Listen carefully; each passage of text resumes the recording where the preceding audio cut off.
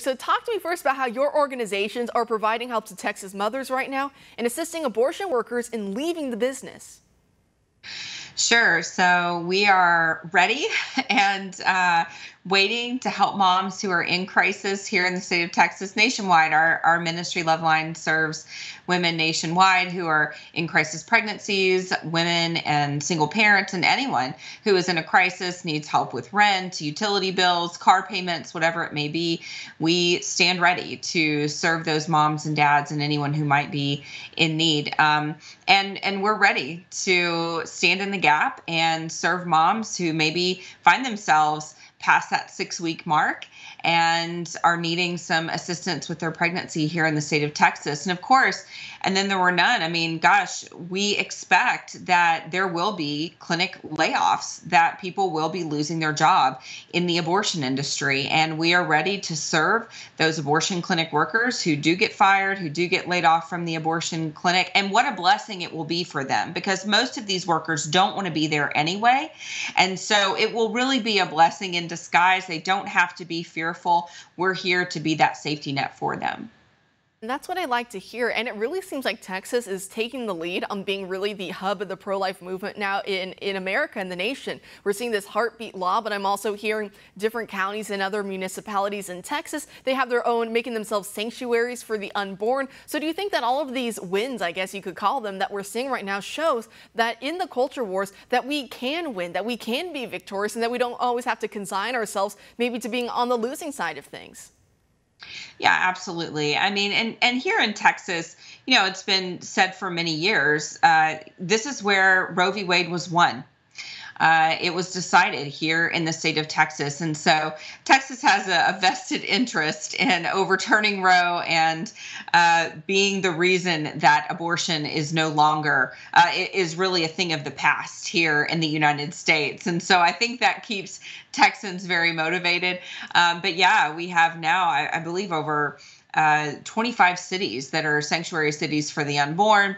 And some larger cities are looking to be a sanctuary city. Lubbock just recently passed the sanctuary city, and now, Bryan College Station is a large city. They're looking to pass the sanctuary city bill as well. So, I mean, things are picking up in the state of Texas, and that just provides momentum for the rest of the country. And that's like this heartbeat law. This provides a blueprint for the rest of the country. Other conservative states need to look at what we've done here in the state of Texas and replicate it in their own state.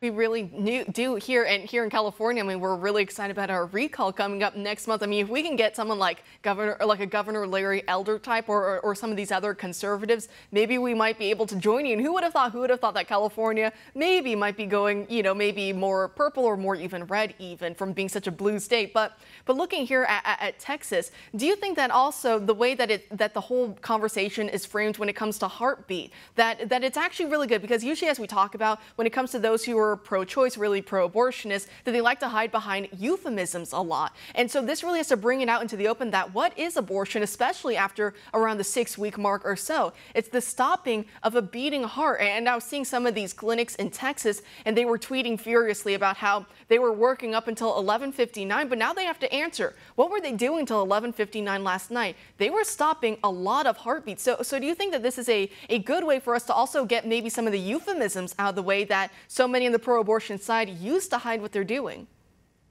Yeah, absolutely. And I think it's really been educational for people. I mean, Twitter, of course, is a cesspool. I say that's where civility goes to die. But even on my Twitter today, I was celebrating the enactment of the heartbeat law, and there were people commenting on my Twitter, of course, abortion supporters commenting and saying, this is crazy. The heart doesn't even start beating until 20 weeks. And I'm like, no, that's not scientific.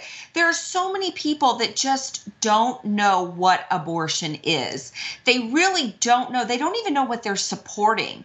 And so this is really a great opportunity for us in the pro-life movement to say, look, this is what, an unborn baby, a preborn baby, its heart starts beating at 21 days post-conception. This matters. And, even in the field of medicine, I mean, when do we decide when death occurs? It's when a heart stops beating.